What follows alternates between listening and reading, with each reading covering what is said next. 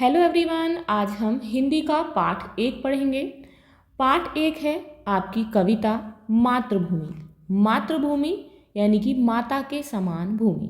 तो इसका अर्थ है माता के समान भूमि। तो आइए देखते हैं। तो आपकी कविता है, ऊंचा खड़ा हिमालय आकाश चूमता है, नीचे चरण तले झुक नित सिंधु झूमता है। तो यहाँ पर जो कवि हैं वो कहते हैं कि ऊंचा खड़ा हिमालय, हिमालय हमारा इंडिया है, भारत है, उसकी उत्तर दिशा में है। किस दिशा में है? उत्तर दिशा में है। तो जो हिमालय पर्वत है वो बहुत बड़ा है, यानी कि उत्तर दिशा में है। आकाश चूमता है, ऐसा लगता है जैसे आसमान को छू रहा हो। ऊंचा खड़ा हिमालय आकाश चूमता है। उत्तर दिशा में स्थित ऊंचा हिमालय पर्वत ऐसा प्रतीत होता है मानो आसमान को छू रहा हो। नीचे चरण तले झुक नित सिंधु झूमता है। नीचे चरण यानी कि नीचे चरणों के ओर झुकता हुआ। नित सिंधु, सिंधु यानी कि जो भारत देश है उसकी दक्षिण दिशा में। सिंधु यहाँ पर, सिंधु से अर्थ है हिंद महासागर। नीचे चरणों की ओर झुकते हुए नित मीन्स होता है रोजाना। हिंद महासागर झूमता है, यानी कि दक्षिण दिशा में हिंद महासागर झूमता है। गंगा यमुन त्रिवेणी नदियां लहर रही हैं, जगमग छटा निराली पग पग छहर रही हैं। अब आगे कहते हैं कि गंगा यमुन से यहाँ मतलब है यमुना नदी से। त्रिवेणी उस जगह को कहते हैं जहाँ पर 3 नदियों का संगम होता है, यानी कि 3 नदियाँ मिलती हैं।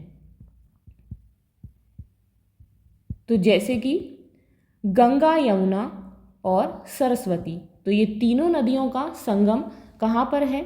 ये प्रयागराज में है, यानी कि तीनों नदियाँ आकर प्रयागराज में मिलती हैं। तो यहाँ पर कवि कहते हैं कि गंगा, यमुना, सरस्वती, इन तीनों नदियों का जो संगम है, ये तीनों नदियाँ जो हैं ये लहर रही हैं। लहर यानी कि लहराकर आगे बढ़ रही हैं। इनका जो जल है वो लहराता हुआ आगे बढ़ रहा है। जगमग छटा निराली पग पग छहर रही है। जगमग यानी कि सुंदर, छटा शोभा, निराली अद्भुत। निराली से मतलब है अद्भुत, छटा कहते हैं शोभा को। इनकी जो शोभा है बहुत अद्भुत है।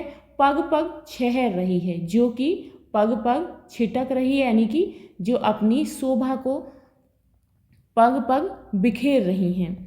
वह पुण्य भूमि मेरी, वह स्वर्ण भूमि मेरी, वह जन्मभूमि मेरी, वह मातृभूमि मेरी। ऐसा भारत देश, वह मेरी पुण्य भूमि है, वही मेरी स्वर्ण कहते हैं सोने को, वह मेरी सोने की यानी कि स्वर्ण भूमि है। वही मेरी जन्मभूमि है, वहीं पर मेरा जन्म हुआ है, और वही मेरी माता के समान भूमि है। अब आगे कवि कहते हैं कि झरने अनेक झरते जिसकी पहाड़ियों में, चिड़िया चहक रही हैं हो मस्त झाड़ियों में। झरने अनेक झरते जहाँ पर, यानी कि ऐसा भारत देश जो कि मेरी मातृभूमि है, जो मेरी जन्मभूमि है, जो स्वर्ण भूमि है मेरी और जो पुण्य भूमि है, ऐसे मेरे भारत देश में अनेक झरने झरते हैं, यानी कि अनेक झरने बहते हैं जिसकी पहाड़ियों में यानी कि भारत देश में हिमालय पर्वत में बहुत पहाड़ियाँ हैं जिनमें बहुत सारे झरने झरते हैं, यानी कि बहते हैं। चिड़िया चहक रही हैं हो मस्त झाड़ियों में, और अपनी झाड़ियों से मस्त होकर जो पक्षी हैं वो चहचहा रहे हैं, चहक रहे हैं। अब आगे कहते हैं कवि कि अमराइयाँ घनी हैं, कोयल पुकारती हैं, बहती मलय पवन है, तन मन संवारती हैं। अमराइयाँ कहते हैं आम के बागों को, आम के बाग। मेरे ऐसे भारत देश में, यानी कि जो मेरा भारत देश है वहाँ पर आम के बाग बहुत हैं, यानी कि जो पहाड़ियाँ हैं वहाँ पर आम के बाग बहुत हैं। कोयल पुकारती हैं, जिनमें कोयल अपना गाना गाती हैं। बहती मलय पवन है, मलय यहाँ पर दक्षिण दिशा में स्थित पर्वत का नाम है। तो यहाँ पर कवि कहते हैं कि दक्षिण दिशा में जो पर्वत स्थित हैं उनसे शीतल शुद्ध हवा बहती है, यानी कि बहकर आती है, तन मन संवारती है, जो कि हमारे तन मन को, हमारे मन को और हमारे तन को ठंडा करती है, यानी कि संवारती है, शीतलता प्रदान करती है। वह धर्म भूमि मेरी, वह कर्म भूमि मेरी, वह जन्म भूमि मेरी, वह मातृभूमि मेरी। ऐसा भारत देश मेरी धर्म भूमि है, वही मेरी कर्म भूमि है, वही मेरी जन्म भूमि है और वही मेरी माता के समान मातृभूमि है। जन्मे जहाँ थे रघुपति, जन्मी जहाँ थी सीता, श्री कृष्ण ने सुनाई वंशी पुनीत गीता। अब यहाँ पर आगे कहते हैं कवि कि जन्मे जहाँ थे रघुपति, कि ऐसा भारत देश जहाँ पर रघुपति यानी कि भगवान श्री राम ने जन्म लिया था, जिनका जन्म हुआ था। जन्मी जहाँ थी सीता, जहाँ पर माता सीता और भगवान श्री राम का जन्म हुआ। जहाँ पर श्री कृष्ण ने वंशी पुनीत गीता, और जहाँ पर भगवान कृष्ण ने गीता का ज्ञान दिया।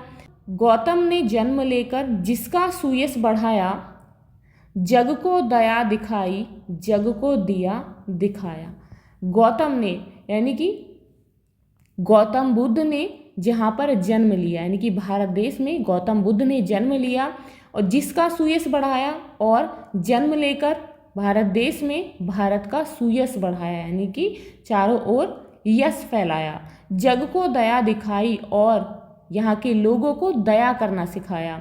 जग को दिया दिखाया और जो यहाँ रहने वाले लोग हैं उनका मार्गदर्शन किया, यानी कि उन्हें आगे उन्नति की तरफ, ज्ञान की तरफ बढ़ने का रास्ता दिखलाया। वह युद्ध भूमि मेरी, वह बुद्ध भूमि मेरी, वह मातृभूमि मेरी, वह जन्मभूमि मेरी। कि यह वही मेरी युद्ध भूमि है, यानी कि भारत देश ही मेरी युद्ध भूमि है जहाँ पर महाभारत जैसे युद्ध हुए हैं। वह बुद्ध भूमि मेरी और वही मेरी बुद्ध भूमि है जहाँ पर गौतम बुद्ध ने जन्म लिया और जहाँ पर लोगों ने गौतम बुद्ध से ज्ञान प्राप्त किया। वह मातृभूमि मेरी और वही मेरी मातृभूमि है। वह जन्मभूमि मेरी और जहाँ पर मेरा जन्म हुआ वही मेरी जन्मभूमि है, यानी कि ऐसा भारत देश यही मेरी जन्मभूमि है। तो इस कविता को लिखा है सोहनलाल द्विवेदी जी ने। आई होप आपको यह कविता समझ आ गई होगी। अब यहाँ पर हम कवि का परिचय पढ़ेंगे।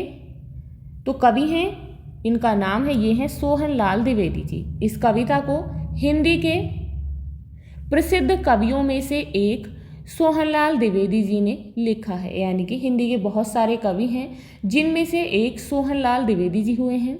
उनका जन्म आज से लगभग 125 साल पहले हुआ था। 125 यानी कि 125 वर्ष पहले। उस समय अंग्रेजों का भारत पर आधिपत्य था। आधिपत्य यानी कि अधिकार था। जिस समय उनका जन्म हुआ था 1906 में और उनकी मृत्यु हुई 1988 में।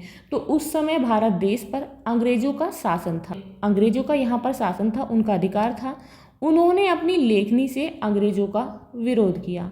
तो ये जो कवि हैं ये उनके समय के रहे हैं। तो उन्होंने जो भी कविताएं लिखी हैं उनमें अंग्रेजों का विरोध दर्शाया है। उनकी लेखनी का सबसे प्रिय विषय था देशभक्ति, यानी कि उन्होंने जो कविताएं लिखी हैं, जो भी कार्य किए हैं, उनमें उनका जो सबसे प्रिय विषय रहा है, जो पसंदीदा विषय है, देशभक्ति है। उन्होंने देशभक्ति के ऊपर सबसे ज़्यादा लिखा है। भारत के गौरव का गान करना उन्हें बहुत प्रिय था। उनकी कुछ और चर्चित रचनाएं हैं, जैसे कि बढ़े चलो बढ़े चलो, कोशिश करने वालों की हार नहीं होती आदि। तो ये जो है उनकी सबसे ज़्यादा प्रसिद्ध रचनाएं हैं। तो यहाँ पर है इस कविता के क्वेश्चन आंसर्स, जिन्हें हम अगली वीडियो में सॉल्व करेंगे। तो मिलते हैं नेक्स्ट वीडियो में इस पार्ट के क्वेश्चन आंसर्स के साथ। If you like this video please like and share, and if you are new on this channel please subscribe the channel. Thank you.